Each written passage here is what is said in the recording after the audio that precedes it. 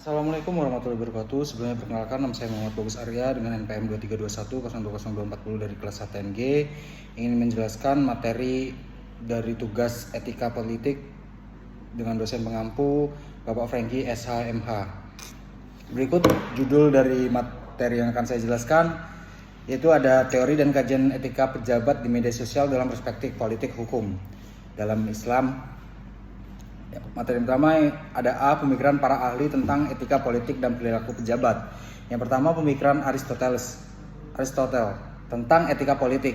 Aristoteles menyatakan bahwa politik bertujuan menciptakan the God life atau kehidupan yang lebih baik bagi masyarakat.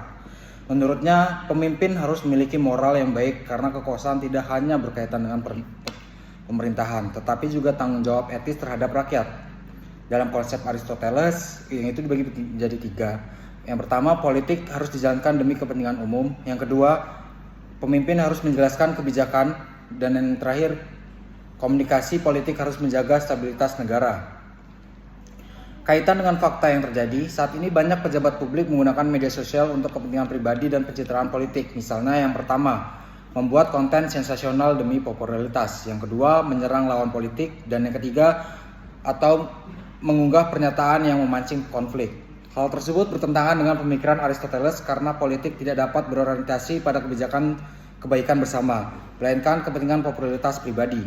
Contohnya dapat dilihat ketika beberapa etika politik saling menyerang melalui media sosial menjelang pemilu sehingga masyarakat ikut terpecah dan muncul popularisasi politik.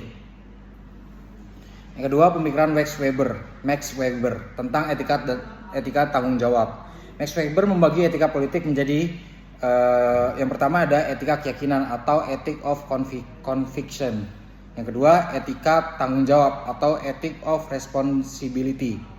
Menurut Weber, pejabat publik harus mengutamakan etika tanggung jawab, yaitu mempertimbangkan dampak dari setiap tindakan dan pernyataan terhadap masyarakat. Artinya, pejabat tidak boleh bercerita sembarangan, harus memikirkan akibat sosial dan juga harus menjaga stabilitas publik. Dalam praktik media sosial saat ini, banyak pejabat mengeluarkan komentar yang menimbulkan kontroversi dan kegaduhan publik. Contohnya, yang pertama, pernyataan emosional pejabat terkait kritik masyarakat. Yang kedua, unggahan yang menyudutkan kelompok tertentu. Dan yang terakhir atau yang ketiga, menyebarkan informasi yang belum diverifikasi. Akibatnya, yang pertama yaitu masyarakat menjadi mudah terprovokasi. Dan yang kedua, muncul perdebatan kasar di media sosial. Yang ketiga atau yang terakhir, kepercayaan publik terhadap pemerintah menurun.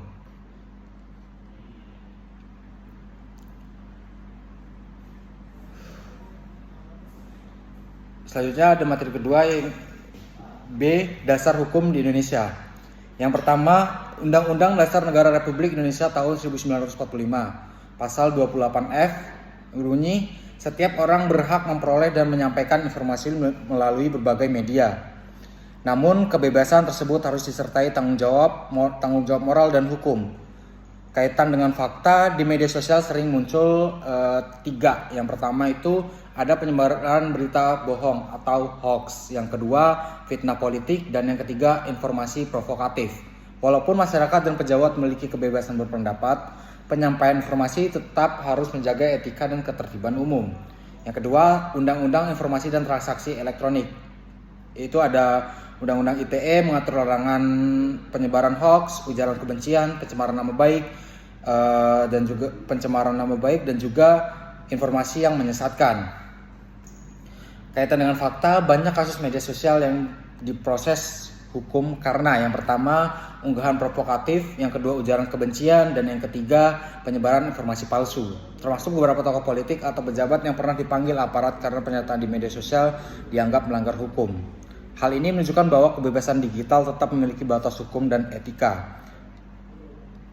Yang ketiga, Undang-Undang Nomor 28 Tahun 1999 tentang penyelenggaraan negara yang bersih dan bebas dari KKN.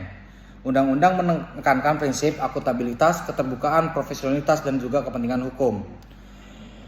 Pejabat publik wajib menjaga perilaku dan etika dalam menjalankan jabatan. Kaitan dengan fakta, ketika pejabat menggunakan media sosial untuk pencerahan berlebihan, penyerangan oposisi, dan juga penyebaran propaganda politik. maka tindakan tersebut bertentangan dengan prinsip profesionalitas dan juga kepentingan umum. Materi selanjutnya, dalil Al-Quran tentang etika politik dan komunikasi.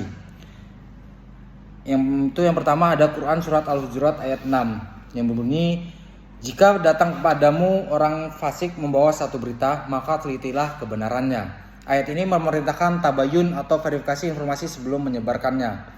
Kaitan dengan fakta, di media sosial sering terjadi penyebaran berita palsu, potongan video tanpa konteks, dan juga informasi politik yang belum jelas kebenarannya. Selanjutnya ada Quran surat Al-Hujurat ayat 11 yang berbunyi, janganlah suatu kaum mengolok-olok kaum yang lain. Ayat ini melarang penghinaan, ejekan, dan merendahkan orang lain. Selanjutnya ada Quran surat An-Nahl ayat 125 yang berbunyi, serulah manusia ke jalan Tuhanmu dengan hikmat dan pelajaran yang baik. Ayat ini mengajarkan bahwa komunikasi harus dilakukan dengan bijaksana, santun, dan juga penuh dengan hikmah.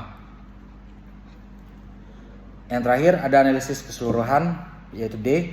Berdasarkan teori para ahli, hukum negara, dan ajaran Islam, etika pejabat di media sosial sangat penting ketika media sosial penuh memiliki pengaruh terbesar terhadap masyarakat. Namun fakta saat ini menunjukkan, yang pertama meningkatnya hoax politik, yang kedua ujaran kebencian, yang ketiga propaganda, yang keempat pencitraan berlebihan, dan yang terakhir konflik-konflik politik digital. Fenomena tersebut menunjukkan adanya krisis etika politik dalam komunikasi pejabat. Karena itu diperlukan yang pertama penguatan moral pejabat, yang kedua pendidikan etika digital, yang ketiga penegakan hukum, dan yang terakhir serta penerapan nilai-nilai agama dalam komunikasi politik. Dengan demikian, media sosial dapat menjadi sarana demokrasi yang sehat dan bermanfaat bagi masyarakat. Sekian penjelasan materi dari saya. Jika ada kurang, mohon maaf. Wassalamualaikum warahmatullahi wabarakatuh.